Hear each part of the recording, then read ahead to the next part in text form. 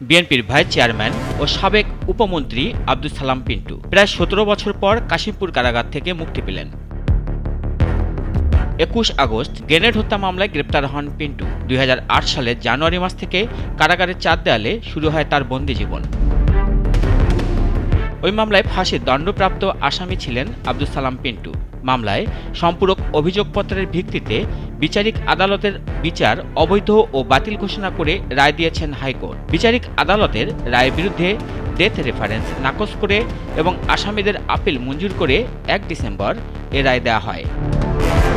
মঙ্গলবার সকালে কাশিমপুর কেন্দ্রীয় কারাগারে আব্দুস সালামের কাগজপত্র পৌঁছালে তা যাচাই বাছাই করে অন্য কোনো মামলায় আটকাদেশ না থাকায় তাকে মুক্তি দেওয়া হয়।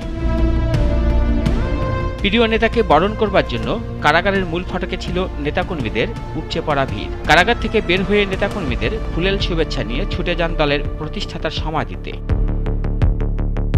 সেখানেও ছিল নেতাকর্মীদের ভিড়। দলের সিনিয়র নেতাদের সাথে নিয়ে শ্রদ্ধা নিবেদন করেন আব্দুস সালাম পিন্টু। পরে কথা বলেন সাংবাদিকদের সাথে। দীর্ঘ কারাজীবনের গল্প বলতে গিয়ে আবেগাপ্লুত হয়ে পড়েন বর্ষিয়ান এ রাজনীতিবিদ। আমার মা মৃত্যুবরণ করলো, সেই জানাজায় আমাকে যেতে দেওয়া হয় নাই। বিগত ৪ বছর ৬ মাস কারাগারে আমার পরিবারের সাথে আমার দেখা করতে দেওয়া হয় নাই।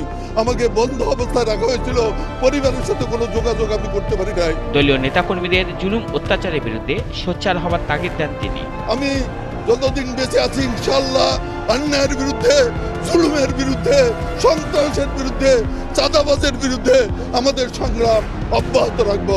আব্দুস সালাম পিন্টু টাঙ্গাইল ২ আসন থেকে ৩ বার সংসদ সদস্য নির্বাচিত হয়েছিলেন। টাঙ্গাইল জেলা বিএনপির প্রতিষ্ঠাতা সাধারণ সম্পাদকও ছিলেন আব্দুস সালাম পিন্টু। যারা আজকে এখানে উপস্থিত হয়েছেন, বিভিন্ন জায়গা থেকে এখানে উপস্থিত হয়েছেন, টাঙ্গাইল থেকে উপস্থিত হয়েছেন, আমার এলাকা থেকে উপস্থিত হয়েছেন, আমি সকলের প্রতি কৃতজ্ঞতা প্রকাশ করছি এবং ধন্যবাদ জানাচ্ছি।